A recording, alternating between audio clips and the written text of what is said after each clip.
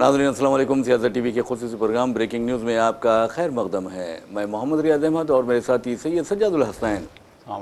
बहरहाल नाज़रीन, आप अच्छी तरह जानते हैं कि हम अपने हर प्रोग्राम का आगाज़, चाहे वो ब्रेकिंग न्यूज़ हो, ख़ास खबरें हों या ख़बर ख्याल हो, हदीस पाक से करते हैं। उस हदीस पाक से करते हैं जो रोज़नामा सियासत में हर रोज़ सफ़े आखिर पर या फिर अंदरूनी सफ़ात पर इशाई की जाती है ताकि आवाम को रहनुमाई हासिल हो सके। तो बहरहाल आज की जो हदीस मुबारक है, रमज़ान की मुनासिबत से हम आपको बताते हैं कि हज़रत अबू उमामा रज़ियल्लाहु तआला अन्हु बयान करते हैं कि रसूलुल्लाह सल्लल्लाहु अलैहि वसल्लम ने फरमाया, ईद उल फितर और ईद उल अज़हा की दोनों रातों को जो शख्स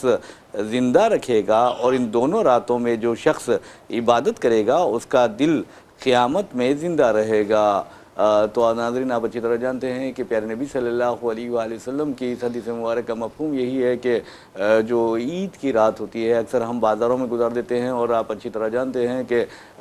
दीन इस्लाम में मसाजिद को सबसे मुबारक मुकाम, सबसे मुक़द्दस मुकाम, सबसे बाबरकत मुकाम करार दिया गया, जबकि और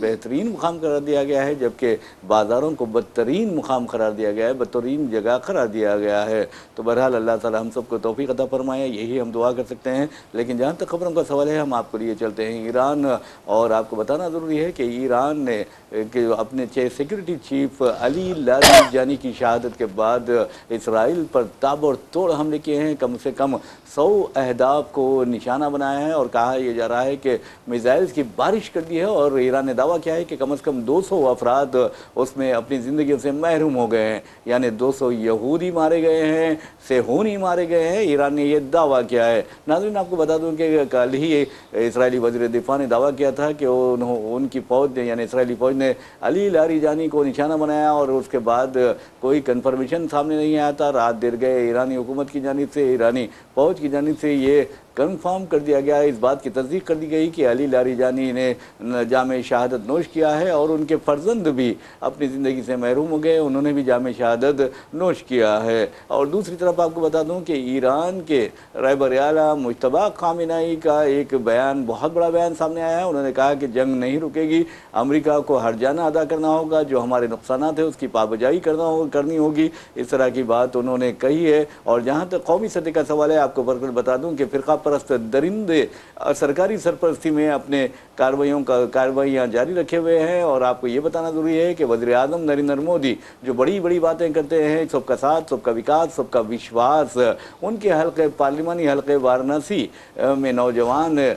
कश्ती में बैठे गंगा में वहाँ इफ्तार कर रहे थे, उन तमाम को हिरासत में ले लिया गया, उनके खिलाफ मुकदमा दर्ज लिया गया है। अब तो ऐसा लग रहा है कि गंगा में जाएँ तो फिर वहाँ पर भी परेशानी, जमुना में जाएँ तो वहाँ भी परेशानी। ऐसा लगता है कि ये मुल्क ये फ़िरका परस्त दरिंदों के बाप की जागीर है या इनके माँ के जहेज़ में आया है, ऐसा लगता है। तो बहरहाल नाज़रीन, आपको बताना ज़रूरी है, इसलिए मैं सख्त अल्फाज इस्तेमाल कर रहा हूँ कि हद होती है हर चीज़ की। आप इफ्तार पर भी इस तरह की हरकतें कर रहे हैं। अरे मेरे भाई, आप ये हिंदुस्तान है, हिंदुस्तान में कि कहीं भी मुकाम पर जाकर, चाहे तफरीह मुकाम पर अगर गए तो क्या इफ्तार नहीं करेंगे? इफ्तार करेंगे। तो ये जानबूझकर तासुब और जानिबदारी का मुजाहरा किया जा रहा है। और अंदाज़ा कीजिए कि एक बीजेपी वर्कर की शिकायत पर इन लोगों के खिलाफ मुकदमा दर्ज किया गया, उन्हें हिरासत में ले लिया गया, 14 नौजवानों को सजा। साहब, ये क्या है? ये शरारत है, और मैं समझता हूँ कि ये बहुत बड़ी हिमाकत है, और ये हिमाकत इस कदर महंगी पड़ेगी कि फिर संभलना मुश्किल हो जाएगा। हिंदुस्तान को कहाँ ले जा रहे हैं ये लोग? हिंदुस्तान को तबाह व बर्बाद कर रहे हैं, और ये पूरी सरकारी सरपरस्ती में हो रहा है। ये मैं नहीं कर रहा हूँ, सारा हिंदुस्तान कर रहा है।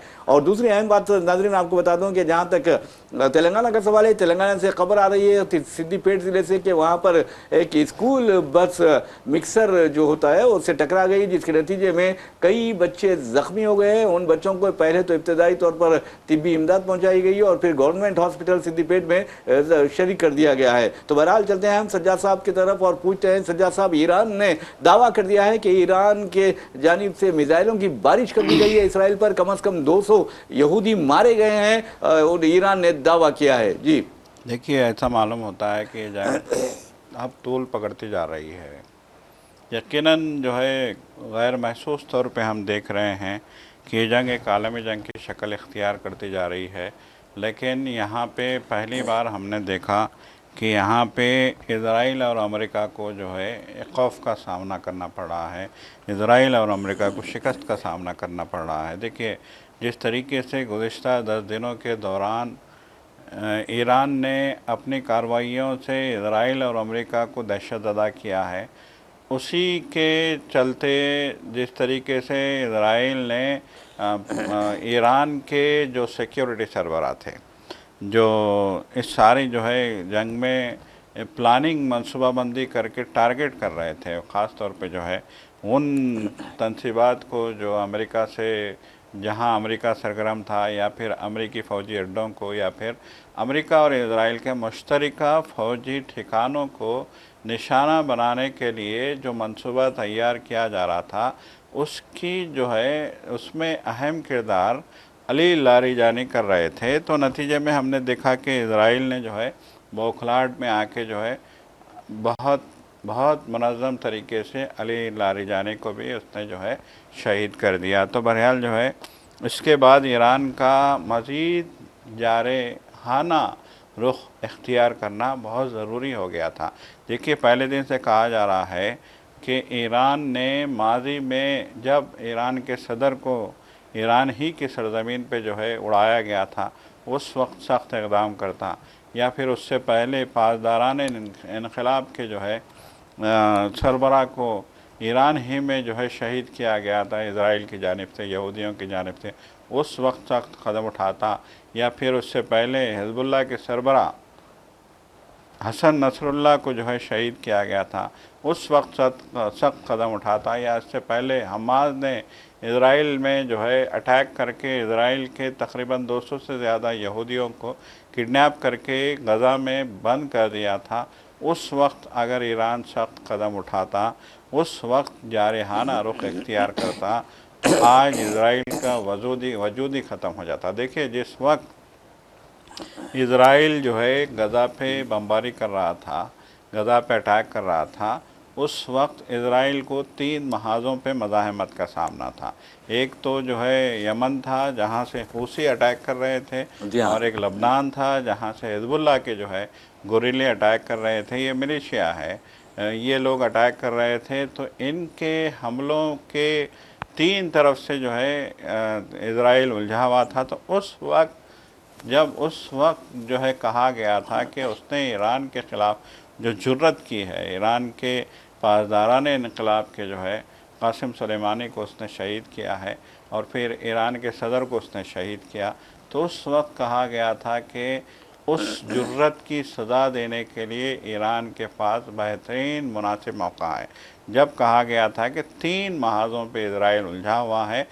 اب اگر اسرائیل کو تباہ کرنا ہے تو اس کے خلاف جارحانہ ایکشن لینے کی ضرورت ہے۔ لیکن ایران نے جو ہے اس وقت مصلحت پسندی کا جو ہے مظاہرہ کیا۔ آج جس طریقے سے ایران کے روحانی رہنما کو اسرائیل نے انتہائی شرمگردی کے ساتھ شہید کیا، اور پھر اب جو ہے قومی سلامتی کے جو ہے سربراہ کو جس منصوبہ بندی کے ساتھ شہید کیا گیا، اس کے بعد جارحانہ رخ اختیار کر رہا ہے ایران۔ تو یہاں پہ دیکھیے اب بالراست مقابلہ ایران اور امریکہ، اسرائیل 2 ہیں، یہاں پہ ایران ہے۔ اس میں کوئی شک نہیں ہے کہ امریکہ نے کھلے عام کہا ہے، ٹرمپ نے کھلے عام کہا ہے کہ ایران کے پیچھے چین اور روس ہیں، اور نارتھ کوریا نے بھی کھلے عام کہہ دیا ہے کہ ہم جو ہے کبھی بھی ایران کے ساتھ اس جنگ میں شامل ہو سکتے ہیں۔ تو یہ ایک دیکھیے نارتھ کوریا جنگ میں شامل ہوگا نہیں ہوگا یہ الگ کہانی ہے، لیکن آج اسرائیل بوکھلاہٹ کا شکار ہے، آج امریکہ رو رہا ہے۔ تو اس کی سب سے بڑی وجہ یہ ہے کہ ایران کو خاموشی سے چین خوفناک جو ہے میزائل فراہم کر رہا ہے۔ اتنے خوفناک میزائل ہیں، دیکھیے ان میزائل چھوٹے سے میزائلز ہیں، جب بالکل تو اس کے ان میزائلز کے حوالے سے اسرائیل کے وزیر دفاع نے رو کے جو ہے گزشتہ روز یہ بیان جاری کیا تھا کہ ایران کو چین جو ہے خوفناک میزائل دے رہا ہے، اور چین جو ہے اپنے نئے میزائلوں کا تجربہ اسرائیل پہ کر رہا ہے۔ تو اس نے کہا تھا دیکھیے کتنی ان کی جو ہے تکبر ہے، کتنی ان کی شرمگردی ہے، کتنا ان کے ذہن میں قباست بھری ہوئی ہے اسرائیلیوں کے، کہ اسرائیل کا وزیر دفاع کہتا ہے کہ کیا اسرائیل غزہ ہے کہ اس پہ جو ہے تجربے کیے جا رہے ہیں نئے ہتھیاروں کے۔ جی ہاں جی ہاں، آپ اندازہ لگائیے کہ کیا اسرائیل غزہ ہے کہ اس پہ نئے نئے ہتھیاروں کے تجربے کیے جا رہے ہیں؟ یہ اسرائیل کے وزیر دفاع کا جو ہے یہ ریمارک کل آیا تھا. دیکھیں کل وزیر دفاع کا یہ ریمارک آتا ہے، اس کے بعد اسرائیل جو ہے علی لاریجانی جو کہ جو ہے اس سارے محاذ کو جو ہے مطلب ہے کہ اس کو جو ہے ڈیل کر رہے تھے، اس کو لیڈ کر رہے تھے، اس کو جو ہے سارے منصوبوں کو کہاں سعودی عرب میں کہاں جو ہے امریکی تنصیبات ہیں، دبئی میں کہاں یہودی جو ہے مراکز ہیں،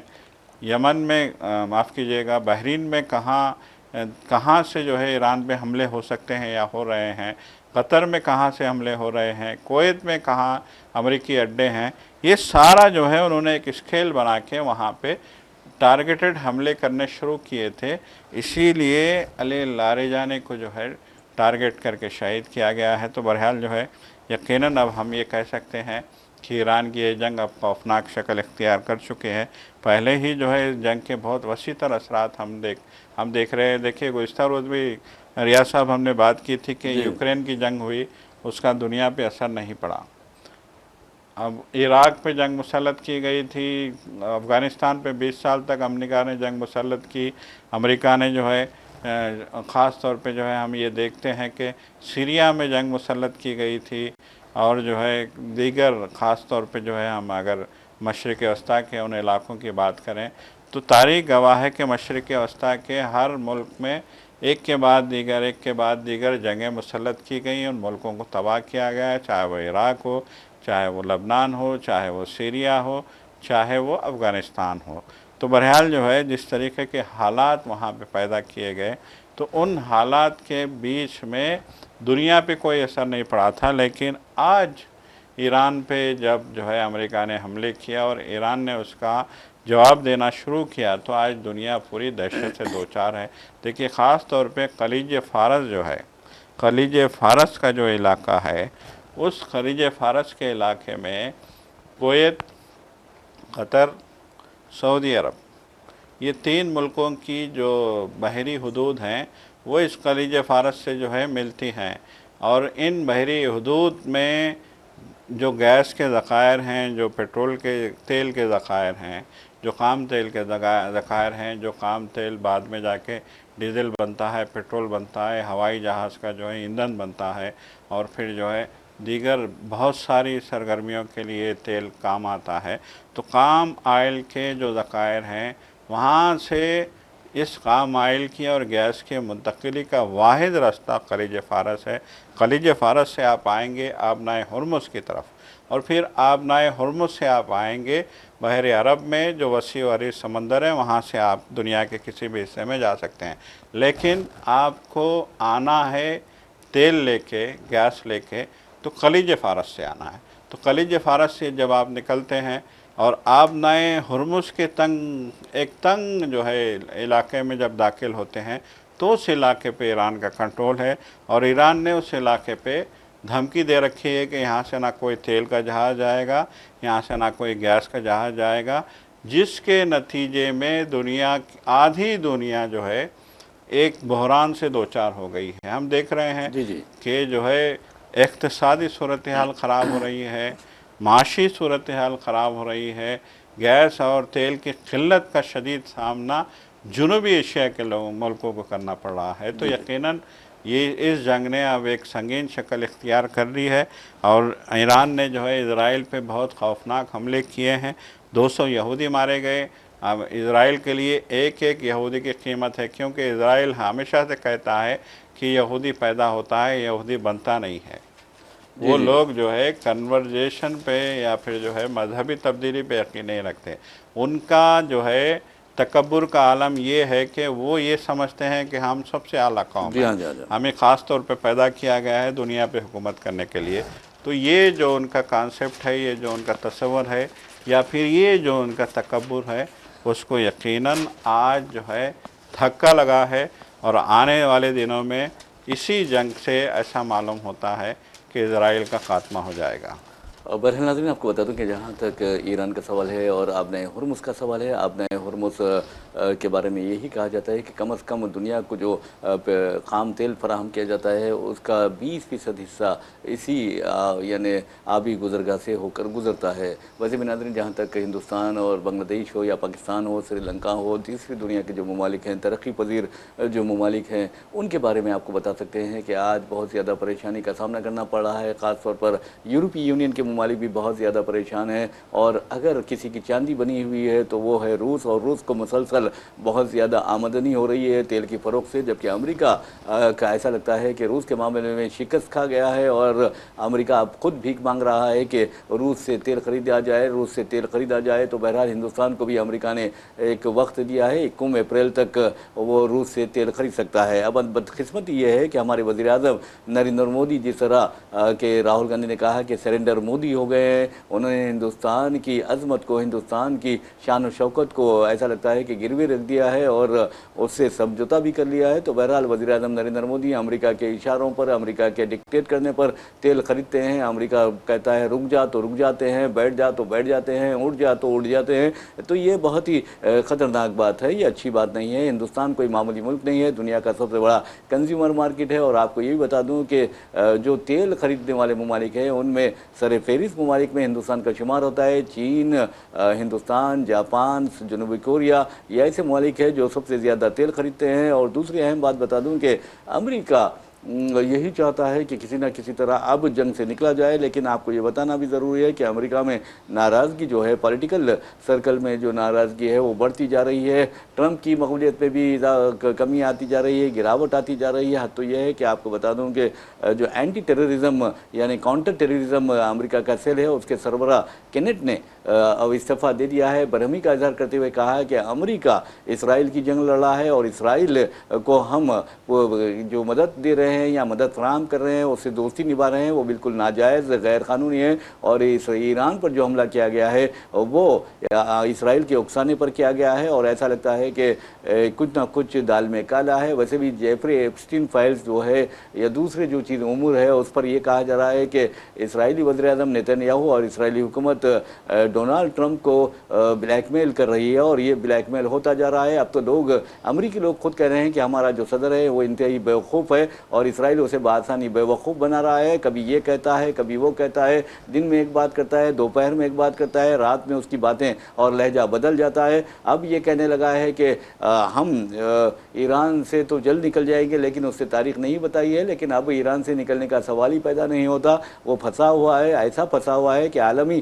جو سطح پر جو ممالک ہے جن سے اس نے مدد کی اپیل کی تھی، وہ بھی اس کی مدد کرنے سے انکار کر چکے ہیں۔ اس سے بڑی شکست اور امریکہ کو کیا ہو سکتی ہے؟ بہرحال امریکہ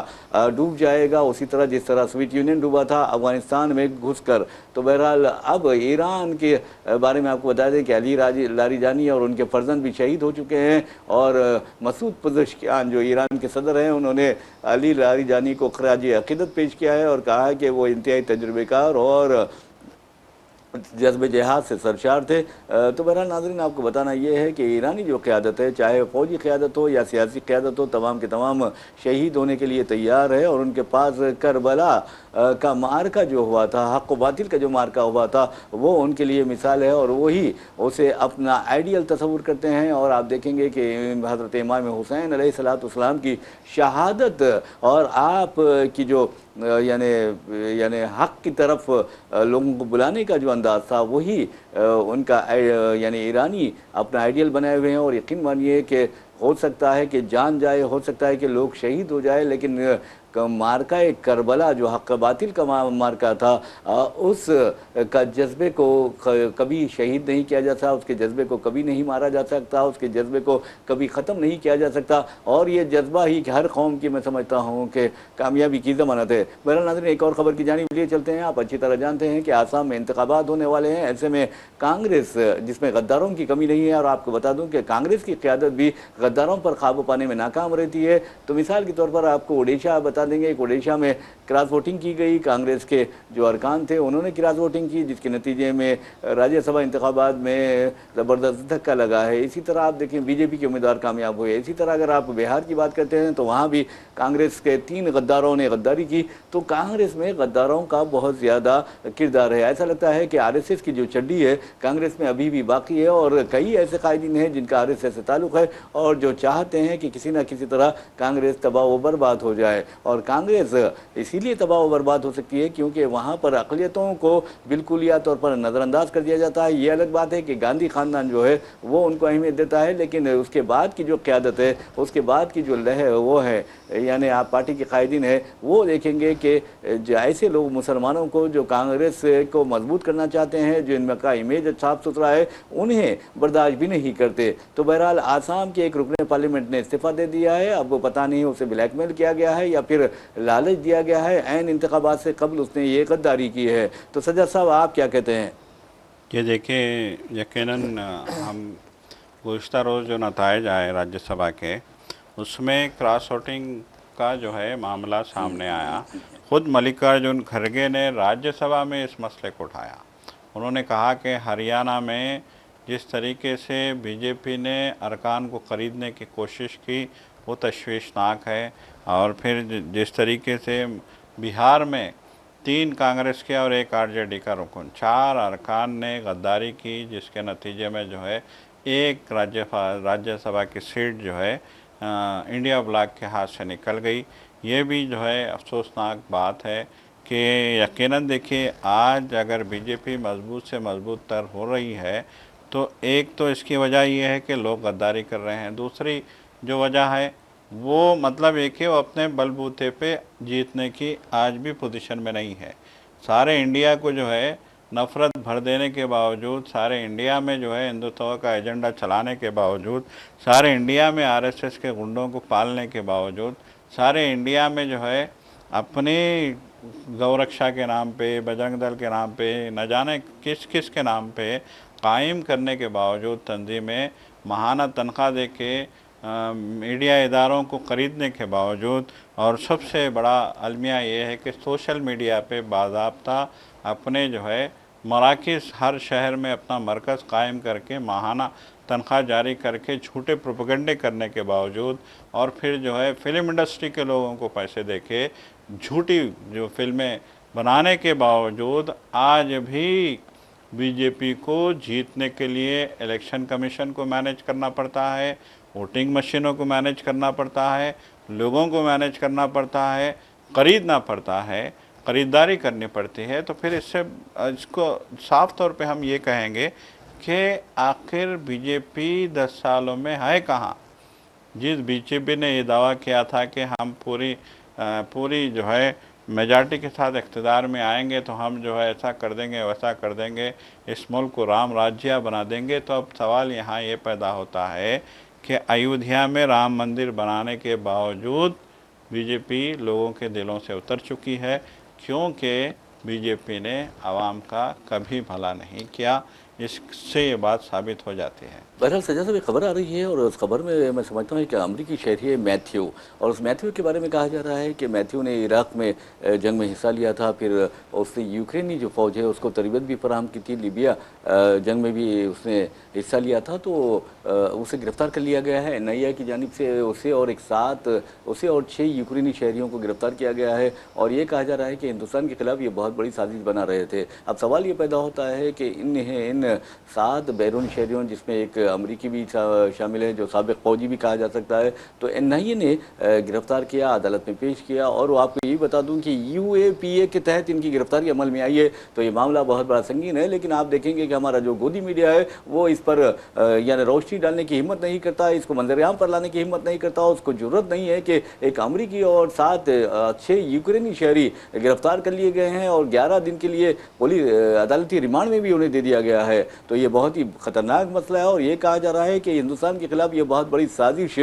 رچ رہے تھے۔ آخر کیا سازش رچ رہے تھے؟ لیکن ناظرین آپ کو بتا دوں کہ امریکہ کا جو ادارہ برائے مذہبی امور، یعنی آپ دیکھیں گے USCIRF جو ہے، اس نے جو رپورٹ کل جاری کی تھی اس پر اب ہندوستان میں بہت زیادہ تنقیدیں کی جا رہی ہے، لیکن اس نے واضح طور پر کہہ دیا ہے کہ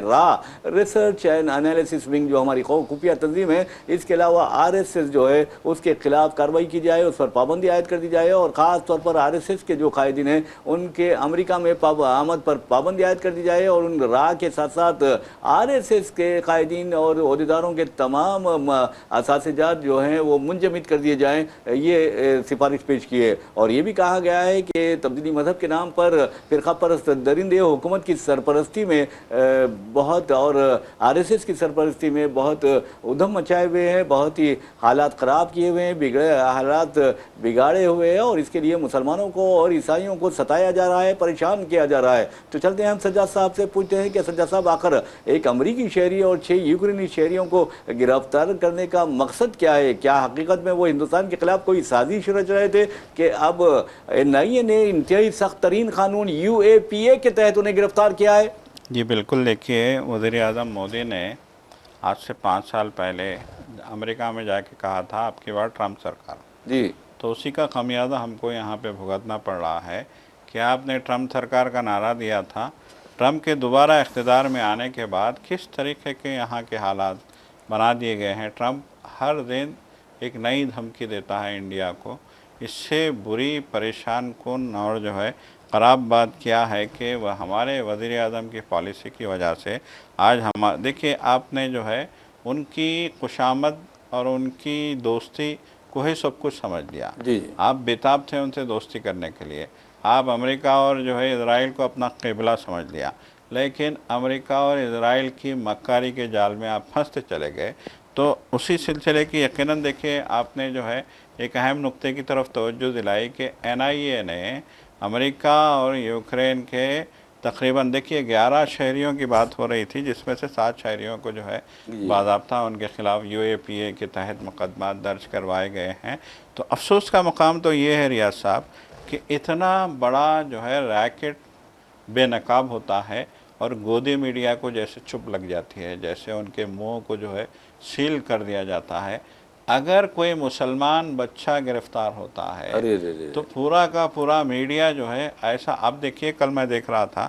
کہ کسی نے کوئی فرمان، پتہ نہیں کون ہے وہ، فرمان خان نے جو ہے اس سے شادی کی، منالدہ سے، وہ ان کا جو ہے اپنا مسئلہ تھا، لیکن جس طریقے سے VHP اور جو ہے دیگر تنظیمیں اس معاملے کو اچھال رہی ہیں، اور انہوں نے کہا کہ اس کا ایسا معلوم ہوتا ہے کہ شرجیل امام سے اس کا تعلق ہے، ایسا معلوم ہوتا ہے کہ ہم کو دیکھنا پڑے گا، ہم کو جو ہے دیکھنا پڑے گا کہ اس کا کس سے تعلق ہے، یہ فرمان لو جہاد کا کتنا خطرناک جو ہے سازش کر رہا ہے۔ ایک لڑکا اور ایک لڑکی شادی کر لیتے ہیں تو ان کو عالمی سازش لگتی ہے، لیکن جو عالمی سازشیں ہو رہی ہیں اس پہ بولنے کی نہ ان کی جرت ہے نہ ان کی ہمت ہے۔ یہی گودی میڈیا کا اگر کام ہے تو پھر اس ملک کا اللہ ہی حافظ ہوگا۔ بالکل آپ نے صحیح کہا، یقین مانیے سجاد صاحب اگر گودی میڈیا سدھر جائے نا تو ہندوستان کے حالات 10 دن میں سدھر جائیں گے۔ بالکل یقیناً۔ بہرحال ناظرین، اسی کے ساتھ ہم اپنا پروگرام بریکنگ نیوز اختتام کو پہنچاتے ہیں۔ اپنے میزبان محمد ریاض احمد اور میرے ساتھی سید سجاد الحسین کو اجازت دیجیے، انشاءاللہ پھر ملاقات ہوگی، پھر بات ہوگی، تب تک کے لیے اللہ حافظ، خدا حافظ۔